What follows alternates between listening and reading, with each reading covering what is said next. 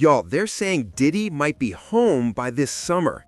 I know, I literally said get the garlic, the crosses, the holy water, hide your kids, hide your wife, hide everyone you can. You guys, Media Takeout just dropped this wild article. And I know what you're thinking, Tissa, Media Takeout? Really? Shut up. Sometimes Media Takeout actually knows what's up. They break stories way before anyone else. Here's the thing. This one seems to have come straight from Diddy's camp. Let me break down the article really quick, and then we'll get into what the legal title actually says, because this is about to shock y'all. Are you ready? Because hold on, it's about to get crazy. Y'all, this is code MFM-RED. Okay, let me pull up the article.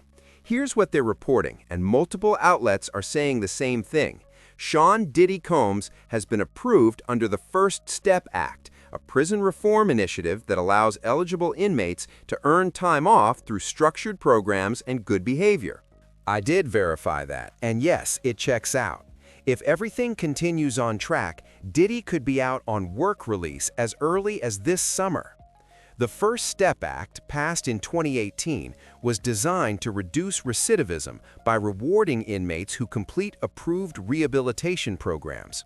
Under the law, federal prisoners can earn 10 to 15 days of credit for every 30 days in evidence-based recidivism reduction programs and productive activities. Over time, these credits can add up fast, sometimes cutting 12 to 18 months or more off a sentence. And sources confirm that Diddy has been accepted into the program. He successfully completed the Bureau of Prisons' initial risk and needs assessment, known as the pattern evaluation, which determines eligibility for participation. Once approved, participation allows inmates to accumulate credits that can be applied toward earlier placement or supervised release. We're told Diddy is currently enrolled in the program, and with the credits he's eligible for, combined with good behavior and time already served, he could transition to work release or community placement as early as this summer. Now they're saying that legally speaking, the clock might be moving faster than anyone expected.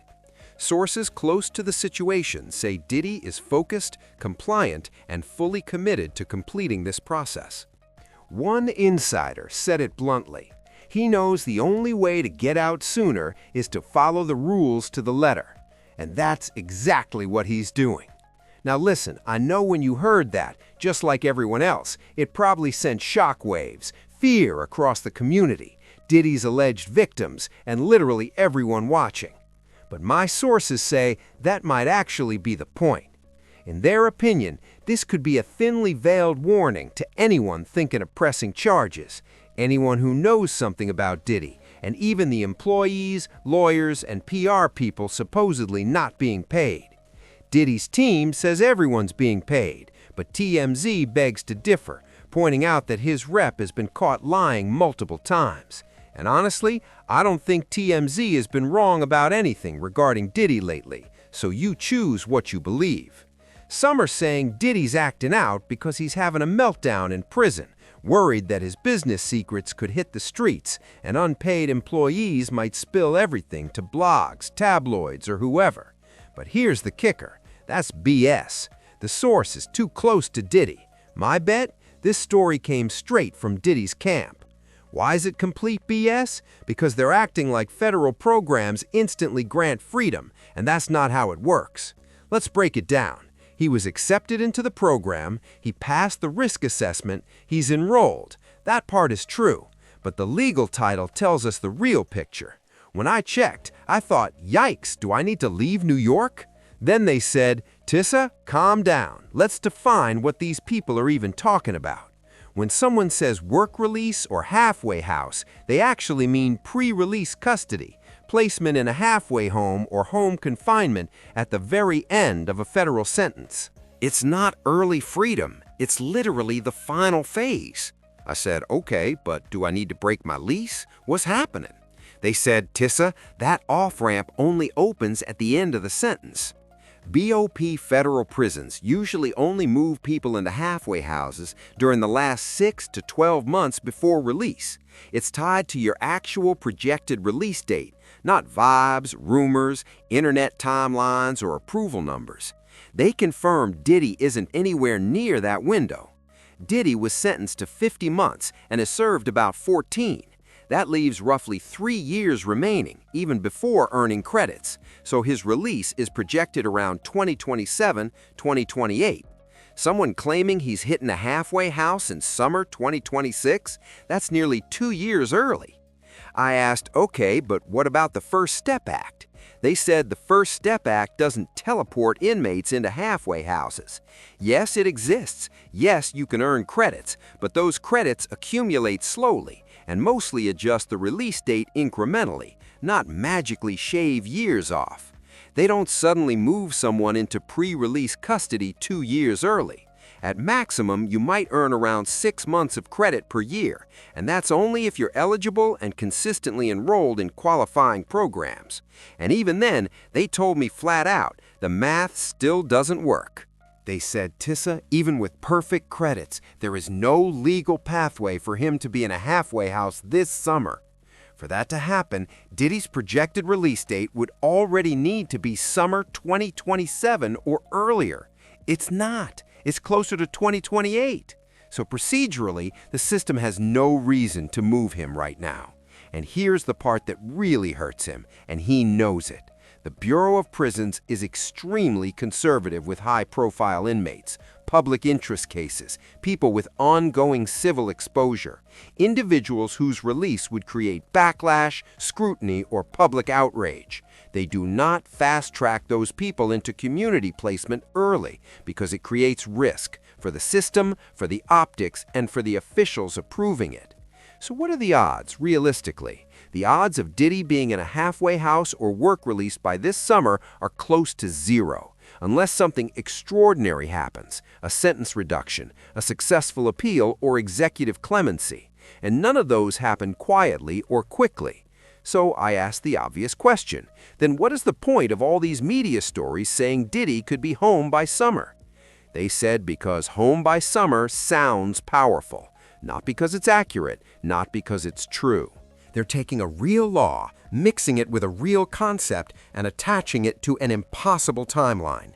In short, could Diddy eventually qualify for a halfway house? Yes, near the end of his sentence. Could he be out by summer? No, not legally, not procedurally, not realistically. They said, whoever fed that story, that's not reporting, that's wish casting. Now you know me. I always think there's a bigger play, because all of this starts surfacing right after reports that employees aren't getting paid, lawyers not getting paid, PR people not getting paid, people threatening to talk. To me, it sounds like a last-stage, ego-driven meltdown, because when people believe someone is going to be gone for a long time, power slips, and when power slips, people start talking. Then the PR people broke it down even further. They said, to frame this correctly, always ask one question first. Who benefits from this story? It doesn't help the public, it doesn't help victims, it doesn't help the courts. It helps one person, the person who wants everyone to believe they're still powerful. Fear as leverage, perceived power as leverage. When people think someone is coming home soon, behavior changes. Lawsuits get delayed. Cooperation gets reconsidered. People hesitate to speak, not because of law, but because of psychology. And the timing? Not accidental. This story drops right after reports of financial strain and expanding civil exposure. So the real question isn't, is this true? The real question is, why this narrative and why now? They told me this functions like a warning without being a warning, because if he openly threatened anyone, he'd lose good behavior credit instantly. So instead, you float the idea. He's coming back sooner than you think. That alone is enough to make people nervous. I asked, so is this intimidation? They said, it's not legal intimidation, it's reputational intimidation. No threats, no illegal messages, just environment shaping. And that's the key. This isn't about him coming home. It's about making people act like he is. There's a difference between telling people not to talk and making people feel like talking isn't safe. That's why accuracy matters. If the timeline is exaggerated or flat out fake, then the effect isn't legal, it's psychological. This was never about Bureau of Prisons policy. It was about perception management, and perception management has always been part of Diddy's brand. We've seen it before: the mogul image, the gatekeeper, the kingmaker, the untouchable. This story doesn't say, "I'm accountable." It says, "I'm still here." And that matters. Because even if this story didn't come directly from Diddy's team, it still works in his favor. He still has people protecting him quietly, people amplifying narratives without fingerprints. And whether it came from his camp, a blogger, or speculation, the effect is the same: uncertainty. And uncertainty is useful. When people are deciding whether to sue, whether to testify, whether to speak, they don't react to the law. Reacting to the law creates consequences. They react to the idea that the power structure hasn't collapsed. That's what makes people uncomfortable. Because the fear isn't what can he legally do. The fear is what happens if he comes back. So let me be clear. This story is not about a summer release. It's about reminding everyone that Diddy still exists, that his shadow still exists, even if his body isn't free. That's why it feels like intimidation, not because anything illegal was said, but because of what was implied. I'm not saying this was coordinated. I'm saying the timing is convenient, the framing is convenient, and the vagueness is convenient. And when someone has historically relied on control, fear, and mystique, stories like this don't feel neutral. They feel strategic. Diddy is still trying to convince people he's the boogeyman. But let me be clear one last time. He is not getting out by summer. There is literally no legal pathway for that to happen. So the real question isn't if this story is true. It's why it was pushed at all. And I think we just answered that. Let me know what y'all think in the comments. I'll talk to you soon.